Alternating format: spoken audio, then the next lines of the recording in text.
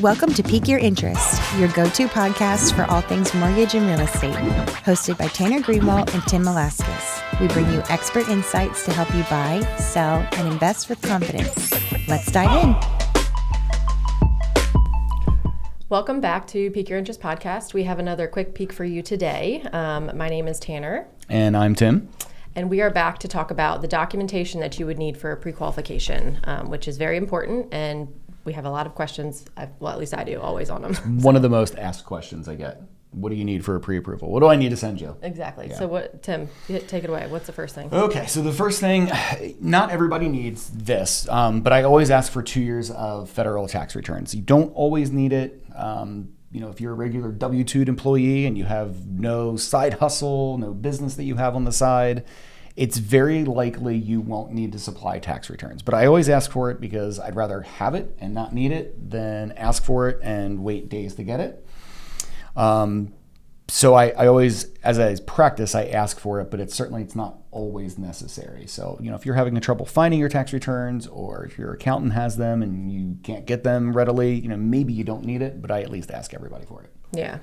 I would say the second thing would be your W-2s and your 1099s. Yes. W-2 is if you are a salary employee. Your 1099 is if you're a self-employed person.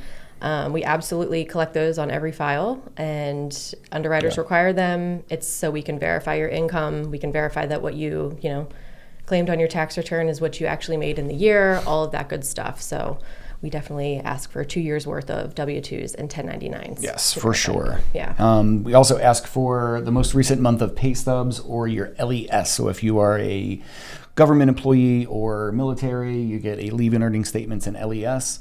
Otherwise, if you're a W-2, if you're a salaried or an hourly employee, you get pay stubs. We collect those to make sure that your income is pretty consistent so that we can calculate it accurately and see what else is on your pay stub. Do you have, deductions for alimony or child support or, things like that. If I notice there's a 401k that you're paying into, sometimes I'll ask for the 401k statement so we have reserves. Like that makes your file look better. So getting the pay stubs up front is not just about, we're just getting pay stubs. It's about reviewing the actual pay stubs and seeing what's on it. What could potentially give you a little hiccup down the road or what could help make the file look better. Mm-hmm. Pay stubs, LES, super important thing to get. Yeah. Typically I collect personally your most recent 2 months worth of bank statements. We're talking about like checking and savings accounts. Mm-hmm. If you plan to pull from like a 401k or a IRA account that you have, we would ask for those. We ask for them because we're verifying that you have, the funding to be able to purchase a home, number one. Sometimes programs make us run asset tests, so we collect those for that reason. We also collect it to make sure that there's you don't have any like overdraft fees or anything like that in your bank statement. You're not just randomly having massive amounts of money being deposited in there. So there's reasons that we're asking for the bank statements. I think that's the one where people get a little testy that you're asking for it. Yeah, I think the idea that we're going to see what you spend your dollars on is nerve-wracking to some people. Yeah, if you want to purchase, but anywho. Yeah, correct.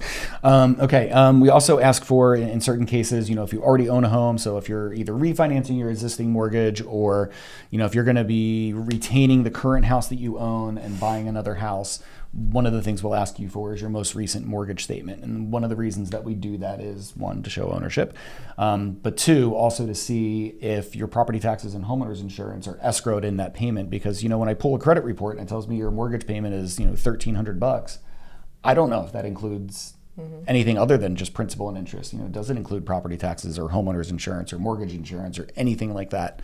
And so we ask for that mortgage statement so we can see if you have, if that total payment that we see includes the escrows or not. So getting the most recent mortgage statement helps us figure out, what your debt to income ratio is ultimately going to be and, what is and what isn't included in that mortgage payment. Yeah. Exciting stuff. Yeah, it's super enthralling. Sometimes you have situations where, we'd ask for a divorce decree or a separation agreement. We might ask for child support documentation if you pay or receive it. Same with alimony, same with disability. So, just kind of separate, I don't want to say odd documents because they're not odd things, but just like a pay stub. Yeah, it's not something that everybody has, right? Yeah. So sometimes we do have to ask for specialty documentation if it has to do with you receiving any income, paying somebody income, things like that. So Yeah, and the final thing that we usually ask for is some sort of identification, whether it's a military ID or a driver's license or passport or something like that to prove that you are who you say you are. Yep. Mortgage fraud is a real thing. We don't get mortgage fraud like very often. We don't ever hear about it, but I know that it happens. Mm-hmm. It's usually something like, we're more worried about wire fraud, somebody jumping into your email inbox and claiming to be the title company and having you wire that. But it's not just part of that. There's also extensions of fraud. And one of the things that we have to do is make sure that you are who you say you are.